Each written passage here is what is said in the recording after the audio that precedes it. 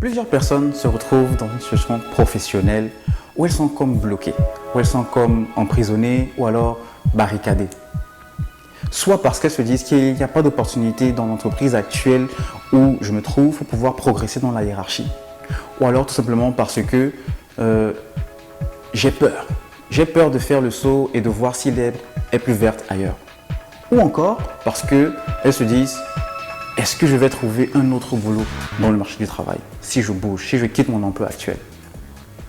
Or, il y a beaucoup d'avantages à pouvoir changer de job. Il y a beaucoup de choses qui nous sont bénéfiques en tant qu'employés, en tant que personnes, à changer d'entreprise. Par exemple, changer de boulot nous permet de pouvoir augmenter significativement notre revenu. On peut voir ici une progression de 10%, 20, 30, 40, des fois même 50% en fonction du secteur dans lequel tu évolues, en fonction de ton background éducatif, de ton expérience, de ton champ de compétences en fait. Pour vous donner un exemple, quand j'ai fini avec l'école et mon tout premier job, je travaillais pour une entreprise qui s'appelle Alfie. Avec les heures supplémentaires et les primes, au final, je me retrouvais avec un net qui était aux alentours de 2300. Voilà. J'ai bossé pendant 2 ans pour cette boîte et quand j'ai switché, je travaillais pour une autre boîte dans le même secteur en fait, et j'avais pu négocier une augmentation d'à peu près, je dirais 30%, voire même plus. En tout cas, en termes de net, je me retrouvais à quelque chose qui était aux alentours de 3000 €. Et j'avais à peu près, 2 ans d'expérience, ou 3. Donc pour vous donner un exemple en fait, changer de boulot permet vraiment de te constituer une augmentation significative et concrète par rapport à ton revenu que tu avais avant. Le deuxième gros avantage que je vois dans changer de boulot, c'est de pouvoir augmenter son réseau, son network. Prenons le cas de quelqu'un qui bosse pendant 10 ans pour entreprise A. Eh bien, pendant 10 ans, il ne va connaître ou avoir un réseau qui sera constitué de personnes avec lesquelles il travaille principalement. Or, une autre personne qui travaille pour A pendant 5 ans ou pendant 10 ans et qui bouge pour l'entreprise B, elle va avoir un réseau qui sera significativement constitué de personnes qu'elle a connues en bossant chez A et ensuite des personnes qu'elle a connues en bossant chez B. Pourquoi c'est important d'avoir un réseau étoffé? Parce qu'il y a beaucoup de boulot, il y a beaucoup d'opportunités dans le monde professionnel et aussi des affaires qui sont décrochées juste parce que je connais X, qui connaît Y, qui connaît Y, l'ami d'un ami, etc., etc. Pour vous donner un exemple, j'ai un collègue d'origine tunisienne, très bon techniquement. Vraiment, niveau boulot, il n'y a rien à reprocher. Mais je ne pense pas que ce soit l'une de ses forces. L'une de ses forces, c'est vraiment qu'il est capable de pouvoir nouer du contact et de pouvoir le maintenir sur le long terme. Ce qui fait que le gars n'a pratiquement jamais postulé à proprement parler pour un boulot. Et il a au moins 15 ans d'expérience dans le domaine de la finance. C'est-à-dire, à chaque fois, il n'a pas déjà de profil LinkedIn pour commencer. Il n'a pas de profil LinkedIn, il n'est pas sur les réseaux professionnels et à chaque fois qu'il a eu décroché une nouvelle opportunité pour son travail, c'est parce qu'il y a quelqu'un qu'il connaissait avant ou alors un collègue d'un collègue ou un ami d'un collègue qui lui a dit « Oh, en fait, Lamjed, il y a une opportunité dans telle banque, bien dans telle boîte et je pense que connaissant ton profil, ça pourrait t'intéresser. » Tout ce qu'il a à faire quand il veut chercher un nouveau boulot ou une nouvelle mission, c'est de dire « Ok, je vais activer mon réseau. » Et c'est tout. Et le gars n'a jamais chômé, sinon pour prendre des vacances. Donc ça, c'est vraiment un gros avantage que je trouve à pouvoir changer de boulot. Un autre avantage quand tu changes de boulot, c'est que ça augmente ton champ de compétences. Pourquoi? Parce que dans le poste que tu occupes dans l'entreprise actuelle, si tu as déjà fait un certain nombre d'années, notamment un minimum de 5 ans, ça veut dire que tu es déjà en mesure de faire ton travail les yeux fermés. Pourquoi? Parce que tu maîtrises les process, tu maîtrises la technique, tu maîtrises la chaîne d'autorité et tu maîtrises le réseau. C'est-à-dire, peu importe le problème qui peut arriver, peu importe le challenge que tu vas avoir à faire face dans ton boulot, tu connais exactement comment la chaîne fonctionne au point où tu sais quel maillon activer pour pouvoir trouver la solution. Donc, intellectuellement, ça ne te donne plus de vraiment te challenger comme c'était le cas pendant peut-être ta première année ou ta deuxième première année. Or, quand tu changes de boulot, eh bien, tu te trouves face à un nouvel environnement qui t'oblige en quelque sorte à pouvoir te constituer de nouvelles armes, de nouvelles compétences qui te permettront justement de pouvoir mieux tacler ce nouveau boulot que tu as, faire tes preuves et aussi réussir, tout comme l'ancien boulot que tu avais.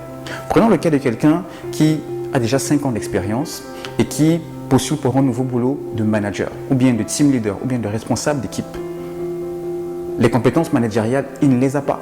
Même s'il les a apprises à l'école, même s'il les a apprises de façon personnelle, il n'a jamais eu à pouvoir les appliquer au sein de son précédent poste parce qu'il n'était pas tout simplement manager ou bien team leader. Il n'avait pas à gérer des personnes. Or, en postulant pour le nouveau boulot en tant que manager ou en tant que leader d'équipe, eh bien, ça fait partie d'une de ses principales responsabilités. Et donc, il pourra ajouter à son arc de compétences que, voilà, 5 ans après, je sais manager des personnes. Et on peut le voir en termes de système, en termes de process, en termes de méthodologie, en termes d'industrie. Raison pour laquelle c'est encore pour moi l'un des gros avantages quand tu switches d'une entreprise A à une entreprise B. Parlons un tout petit peu des inconvénients de rester dans la même boîte pendant un long temps. Premièrement, et je pense que c'est l'une des principales raisons, c'est que ton salaire n'augmente pas. Quand ton salaire n'augmente pas, alors qu'il y a des opportunités dans le marché du travail qui te permettent de pouvoir le faire grandir, personnellement, à un moment donné, ça va affecter ta vie privée. Et ça, c'est pas bon du tout. Parce que ça peut être source de stress, de frustration et d'autres choses. Un autre gros inconvénient que je vois quand on demeure dans la même entreprise pendant un temps assez long, c'est qu'on fait les choses de façon mécanique. Et quand on fait les choses de façon mécanique, ça fait qu'on n'utilise plus beaucoup sa matière grise. Donc, on ne se pousse plus à être challengé tout le temps. Ce qui fait qu'on n'augmente pas son champ de compétences. Et quand on n'augmente pas son champ de compétences, quelque part, on regresse parce que les autres avancent.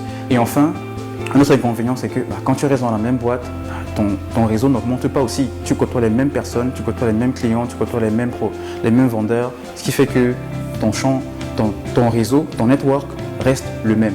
Changer de boulot doit se faire en respectant 2 règles mères. On ne se lève pas comme ça et on essaie de changer de boulot. Premièrement, quand est-ce qu'il faut changer de boulot? Quand est-ce que c'est le bon moment de pouvoir switcher? Alors, pour moi, le bon moment de switcher, c'est après 3 ans. Pourquoi 3 ans?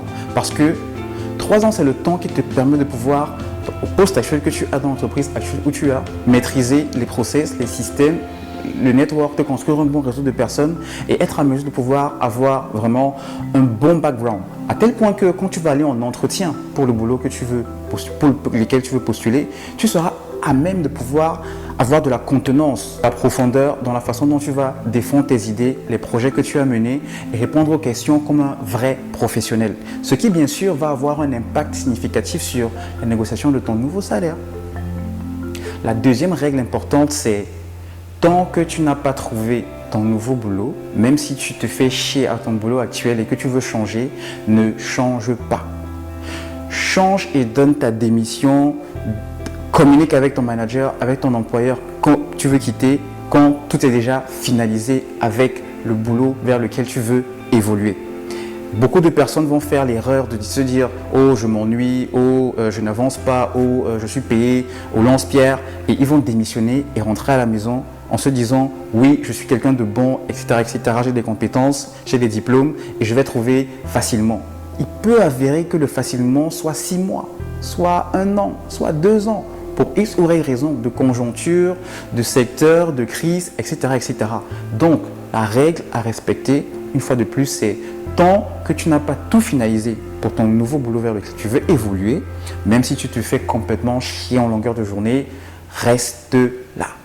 Alors, au vu de ce qu'on a partagé dans cette vidéo, je reste convaincu que changer de boulot reste l'un des piliers qui te permet de pouvoir augmenter rapidement et significativement ton revenu, ainsi que d'améliorer de façon globale ta vie professionnelle. Alors, si vous connaissez des personnes qui sont dans cette situation-ci, ou si alors vous êtes dans cette situation-ci, j'espère que je peux vous aider d'une façon ou d'une autre. Et donc, n'hésitez pas à donner un like, un j'aime, et surtout à partager autour de vous pour que d'autres personnes puissent aussi profiter de ce partage, de cette expérience, afin aussi de pouvoir faire un impact dans leur carrière professionnelle. Je vous dis à la prochaine vidéo. D'ici là, portez-vous bien.